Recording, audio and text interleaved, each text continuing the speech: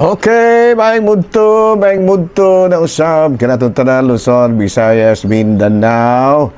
Maayong mudto Philippines, maayong mudto world, maayong mudto universe. Sabay na may higala no, ato di ay nga timbiyaon og maayong mudto ang atong talahorong Santo Papa, ang ato ang talahorong obispo no, Bishop Julito B. Cortez. Ang ato nga mga kaigsuunan nga mga kaparian lukop Kabisayan ug Mindanao, labi na gayon ang akong mga kaubanan sa Diocese of Dumaguete, maayong mudto na kanatong tanan mga brothers no, labi na gayon ang akong mga classmate no, si Father Obing Masyon, si Father Tonton Arnaiz ug si Padre Dami Hiramis no. Kumusta na mga brothers no, ako ang mga pinalanggang mga classmates mga higala no, kumusta na. Abi na may gala padayon kita karon sa panawagan sa atong mga kaigsuunan no, nga baguhay pa lang no, amo na nga na-post namo nang nabutang sa amo nga nakatubitong tarpaulin no, no to corruption no, no to corruption no, munay ato karon natay mga posters mga higala nga ato na karon gipapilit sa ato mga bulutangan sa ato ang mga tarpaulins aron gyud usab nga matud pa makatabang pud kita no, pagpahinumdom sa katawhan nga likayan gyud kining mao nga kining gitawag og kini bitawng corruption no, kay karon mga panahon na grabe gyud ang corruption mga higala nga nadiskubrihan sa DPWH pagani na no, bason pud lamang og sa uban nga mga departamento wala na no, kay baguhay pa lang daghan man ta nadunggan pod no, katong mga sa una katubitang unsa to mga textbook scam unsa to katong kabahin sa mga computer yun na mga laptop unsa na to daghan kay mga higala no. So ya karon wa gyud gihapon ni magkatimayod ning ato ang kinabuhi sa Pilipinas kay niya naman pud hinuoy kuan kining kabahin sa kinibitang mga projects, mga ghost projects no, doon na putong kabahin sa COVID tong Parmali daghan putong istorya mga higala no. So muna nga matud pa magampo gyud ta mga higala no, dili gyud nato gyud ni dili gyud nato kining dili gyud nato sipyaton no, matud pa ni Father Rama ata ayaw sipyata no, ano nga dili nato sipyaton mga higala ang mga pagampo no, mga kalihukan sa pagampo gani dito sa kauluhan itong isang adlaw Domingo ba to no, nga daw nagyo rally nga nanguyog jud sila daghang kay mga kaparian mga monsignor no, kay ikundina gid lagi mga higala kining kabahin ba sa kana corruption karon sa gobyerno nga mga migrants no nang ana kay munas ginhawa kuno nila mga higala og paningkamot dito sa abroad perti pang mingawa daugon pagita sa atong amo no, kana bitong mga daghan bitaw kaayo mga higala nga mga domestic helper in town nga daugon pang yun pero giagwanta na nato kay tungod lagi ni ining nangita tas kaugmaon sa atong mga anak nya pag-abot diri gipang curators ra mga gikurakers ra sa ato gipang kurakers ra sa ato ang mga masakin siya na lamang ng mga kurakers din ha no. Para maguglain mga family na ato rin paag komedya may higala kamo yung mga kurakers kurapers nala no, may muto na kanatong tanan may muto dai kang Inday Preach yung ako ang partner nga walay paglubad mga higala no, kami ining preacher nangagulang na may ining nagulang na may ining amo ang partnership sa akong programa higala nga ako mo itig record siya po din taon mo itig paangay sa libang kamera no. Kinenos Inday Preach mga higala masanta mo gini kay maayo man kay mo rosaryo mga higala no, sa rinasoryohan lang daan klaro kay masanta gini Preach okay na Nahanano padayon ta mga higala sa ato ang mga buhatono ni ining kabuntuhon. Narin na ta mga higala sa ato ang CBCP News, Balitang Simbahan ni ining kabuntuhon. Cardinal Pablo Virgilio David no, nanawagan karon sa katawhang Pilipinohon nga mohimo gyud og dugang pang mga pagampo. No, kanang grabe nga pagampo mga higala nga inubanan sa mga maayong intensyon, diplomatic way ba kay dunay uban mahigala makuyawanta no, kay murag nanawagan naman hinuon nga mo ni kanang papahawaon si BBM ingon ni ana daghang kayo nga naman sila nga ikaw may nagdumala sa nasod nga daghang engkorap apil po kag papahawa ang problema kasi mo puli ano. So mga ganun, no? Si Cardinal Pablo Virgilio David nanawagan karon sa katawhan nga unta, no? Ato yung lig-udon ug ato ang barugan ang ato karon nga palingkamot nga makuan kita, no? Kanang mulambo ang atong nasod ug mapapas na ang bisan unsa nga mga korupsyon. Balita mga higala gikan sa Vatican, mga kaobispuhan nangadto karon dito sa Vatican aron nga mobisita sa Santo Papa ug pahigayon usab sa ila nga kining Pilgrimage of Hope. Usa na ni ana mao ang atong talahurong obispo diri sa Diocese of Dumaguete. Amo ta kalarga na bas bishop, no? Pero nagplano to nga moadto pud sa Vatican aron nga mopahigayon usab sa ila nga kining gitawag og kining ilang gitawag og Pilgrimage of Hope. Gani baguhay pa lang yang gitudlo si Monsignor Christian Durango nga mao usay caretaker sa atong diocese isip Vicar General. Mao kadto mahigala mga balitang simbahano ni ining kabuntuhon ug ari kita mahigala sa ato nga Saint of the Day. Amboy na mahigala no atong Saint of the Day walay lain kung dili si de September 23. Abay doing kala salamat kay ano kagahapon mahigala na napahigayon gid namo ang amo ang amo mga higala nga 22 karon mga higala ang ato karon nga Santo September 23 na ta 23 na ta no 23 mao si Saint Pius de Pietrelcina. Uy si Padre Pio man di ay no nga ato karong santo no. Ang atong santo karon mao si Padre Pio, no, Saint Pietrelcina, Pio de Pietrelcina. Natawo siya na atong tuig 1887, namatay na atong 1965. Nya usa di ay kini siya ka Italian Capuchin Franciscan. Unya matud pa ordained priest, unya aduna siya Vision of Jesus Christ. Aduna na siya stigmata mahigala, no. Kana bitaw nya daghang kay ni siyang mga milagro nga nahimo gani perte ka milagroso kini si Padre Pio de Pietrelcina. Okay no diren ta mahigala. Okay no so padayon ta mahigala sa ato nga mga buhatonon ni ining kabuntuhon ug ari na ta manghigala sa ato ang catechism, no? Padayon nato nga gihisgot-hisgutan kagahapon manghigala, no? Kini laging issue sa morality sa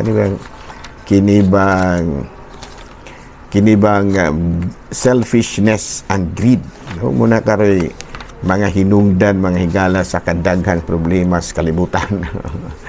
No, matud pa diri no ako magining muni atong topic nga atong nakalabay Sabado ug padayon nato karon nga gihisgutan, no, kining unsa ganito selfishness and greed, no, kining kung kahakog mga higala muni siya ang matud pa often described as leading to a spiritual or moral damnation, no, sa ato pa kining pagkahakog ug ang pagkahakog, no, mapaingon gid ni sa matud pa kaalautan ngano man tungod lagi kay kining they promote destructive behaviors like envy, deception, and exploitation which harm individuals and society, no. Kini deng kahakog day mga higala, no, mukuan day ni mo paingon gyud day ni sa dili maayo nga mga kinaiya, no, kabalo kag unsa pagkasinahan, pagkabakakon ug pagka mapahimuslanon, exploitation. Unya kalagmitan makaguba gyud kini sa mismong personal nga kahimtang sa tao ug makaguba kini sa mismong tao nga natakbuyan ini kay mura man gud kini manghigala og sakit, murag sakit nga mananakod manghigala kining maong kinaiyaha, no, sumuna nga kung mahimo mga higala ato yung likayan kining maong kinaiyaha, ano nga mahimo kitang hakog, so dili gid ta maghinakog, no. Of course, no, it can promote destructive behavior like envy, deception, and exploitation which harm individuals and society. Kining mao nga kinaiyaha makahatag dili kini makahatag og kalipay kung dili dakong kasubanan, no. Nganuman tungod kay it can damage relationships, no. Maguba gyud ang mga relasyon kaysa mo kunoy ganahang making suod niya ng mga hangulon, no, niya and foster sense of entitlement, no. Kanang sense of entitlement mahigala nga kana bang kinahanglan gyud nga inyo kong tagdon, kinahanglan nga inyo kong tagaan, kinahanglan nga inyo gyud kong higugmaon, kinahanglan nga inyo gyud kong tahuron, mo na yung tawag og sense of entitlement. Kinahanglan gyud, no, nga inyo kong tahuron, nga inyo kong daigon, nga inyo kong pahanungdan sa inyong mga awit. Muna yung sense of entitlement. Kinahanglan nga tagaan yung ninyong kwarta. Ano man yung sense of entitlement. O niya, kalagmitan yun sa kinaiya nga hangulon mo lead yun into ni ana, no? Nga damage of relationship and foster a sense of entitlement leading to insatiable for more that never brings true salvation, true satisfaction. So kining mga kinaiyaha mga higala usahay mo sangpot yung kini nga mahimo kang walay katagbawan. Ug kung wala ka na gani katagbawan, dili na jud ka maka-experience og satisfaction og tinuod nga kalipay. No? So klaro na no? Now, while psychological factors and societal pressures can contribute to greed, its persistent pursuit of wealth over spiritual values, no, so many persistent pursuit of wealth, its persistent pursuit of wealth over spiritual values. Usahay man gud kini bitong busutang madato, murag mawala na noon tay batasan. Murag mahimo na tang salawayon kay wala naman tay spiritual values. Niya is seen as a path away from a balanced, meaningful, or even heavenly existence. Muna, no? So, muna nga, likayan gud nato ni karon uso na kay mahigala kini mga scam, kini mga ghost projects ug daghan pang uban. So, unsa man gyud ay angay buhaton? No, matud pa pakigbatuki ang imong kahakog. O paning kamuti gyud nga magmanggihatagon ka aron maanad ka, no?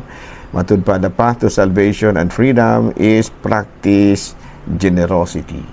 Basta bahala ba o medyo mao'y naghari gyud sa imong kasing-kasing nga maghinangol gyud ka.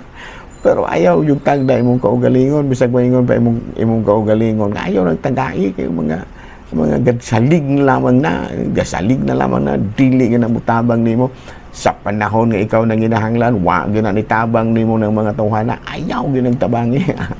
Ayaw gyud paminaw imong kaugalingon, tabang ra gyud or maanad ka. Tanawa, di ba, madugay maanad na pagkamatinibangon, dili na kailisod para nimo ang pagkamatinibangon. Doon ako nailhan mga higala nga matinabangon gyud, anad na murag mingawon na puno siya walay magpatabang niya.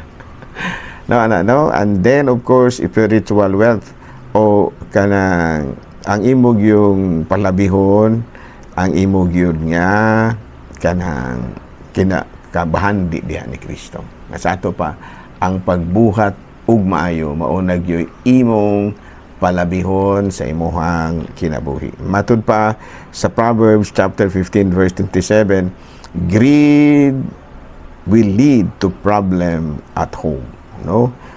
Leads to problem at home. No, sa ato pa, no? So muna mga higala, no, nga kutob mahimo gyud magmanghihatagon gyud ta, no? Doon ako'y istorya mahigala. Doon ako'y kaila mahigala. Doon ako'y kaila nga usa ka asindero. Asindero ba? Doon nakahinumdum mahigala katong ni barato bitaw ang kalamay. Wala na katubitaw panahon nga ni barato pag-ayo ang tubo. Daghan baya kaayong mga kuan mahigala, mga asindero ito nga nangundang na silang pag-asindero. Kaya nga naman, wala gina. Sa pa may atong magnulong negosyo ta, ang asindero ta nga, barato kaing kalamay, ingon niya na, alkanse kayo, mahal kayong abono, mahal ang sweldo, nya barato ang kalamay. So daghang kayo nga ilan na lamang giabandona ang ilang katubhan. Doon ako yung amigo, dila na ako isulting pangalan ha, nga mo'y gidang pa nila niya. Ang akong amigo kay maluoy man lagi sila, no? Gibaligya ang tubo diha nila, no? Ang ilang mga tubo gibaligya niya. Ano bitawng pertan ba? Pertan nga pagbaligya. So siya taw niya iya na lang gidawat tanan-tanan. Unya gipaarinduhan biya ang ilahang mga yuta. Gipaarinduhan niya maglisod sa balibad kay maluoy man siya. To the point nga nagtawag sa nako, niingon dila ko isultin pangalan nga pero true to life story gini sa usa ka asindero. Ingon dayon sa ako dayon siyang niingon siya nako sa padre sigurado jud gurong tuiga dako kay kog alkansi kay daghan kay kog tubo, dako kay kog gasto, unya barato kayong kalamay. Ingon siya na gitagna-tagna niya mga pira ka milyon inang alkansi. Sus di kalit bitaw nagmahal mga higala ang tubo, ang kalamay kato bitaw tungod sa kuan ni mahal pag-ayo kay wala na kalamay. Tumitaw wala na gani soft drinks kay mahal na kanang wala na kalamay ba tungod lagi na itong ni barato. So ang mga ninihit pag-ayo ang kalamay, so unsa may nahitabo kung munihit mahal og maayo sus kung gidaghan magay siya kalamay. Pastila perte na yung hinuong lipaya niya. Niingon siya nako sa padre, nalibog na kong asa nagagika ni akong kwarta. Kaya ana gina brother, no? Ang Ginoo nagtan-aw nga maayo jud ka di jud ka pasagdan. Ingon ni ana, dili jud ka biyan, ubanan ra jud kaniya. So kadi ato higala manggitaba matinabang dila na ko isultin pangalan ha, pero naari jud ko nabuhi pa yung tao, no? Nya medyo nasamot na jud kadato. So ingon din nahanap mga higala, no? Nga sa atong kinabuhi kinahanglan gyud nga likayan nato ang kinaiya nga hakog ug dili lamang nga atong kaugalingon may atong hunahunahon, kung dili hunahunahon usab nato ang kaayuhan sa uban. Daghang salamat ug mayong mudto Pilipinas.